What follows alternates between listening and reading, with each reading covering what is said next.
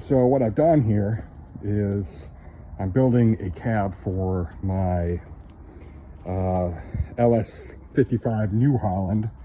It's a 12.5 horsepower riding lawnmower slash snowblower.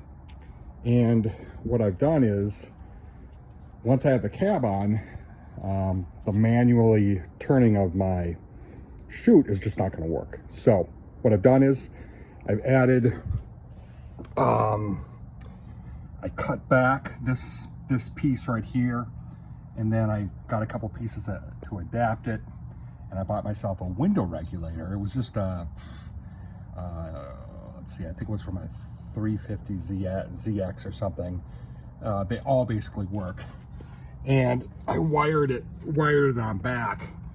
There was a whole bunch of extra wires going into the regulator, but there was just two that were important. All the extra ones were for limiting so that your window won't go down too far, and some other automatic, like if you press your window up once, one touch, it'll go all the way up. Don't need any of that. All I need was the power. Then I wired it there, still gotta tape that up, and then came through this nice little hole here, and then came on up to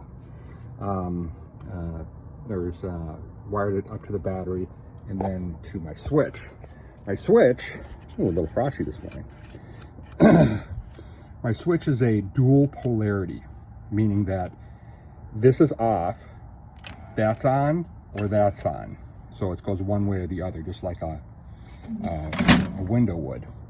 So I took this piece off, and I used a Dremel to get this spot just right for each of my two switches.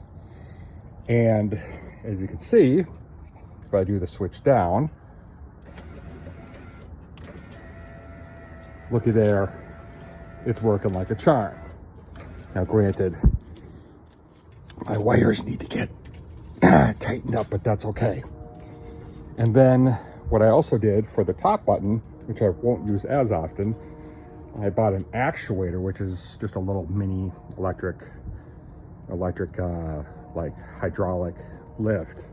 I bought a couple brackets that came with it for ease of putting it on, and got it connected here. I had to weld this piece on because there were some holes you could drill, but as you see inside, then it would get in the way when this goes back and forth. The screw, if it was sticking out on the other side, would have a problem. It wouldn't go. So I just welded that on. Additionally, as you can see, I made this extra bracket. I welded this bracket. I used angle for strength, and it's tight, because I figured there's going to be quite a bit of stress with this.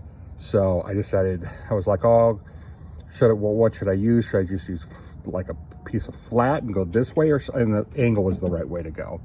Drilled a couple holes, piece of cake. I did have to adapt. I had a couple different pieces, so that, because this is a square nub that's sticking out. So I drilled holes, and I got it reduced so that it was this. So I got to this piece, which was the original piece that went all the way up through here, and you could turn it one way or the other. So this, oh, let's do the actuator.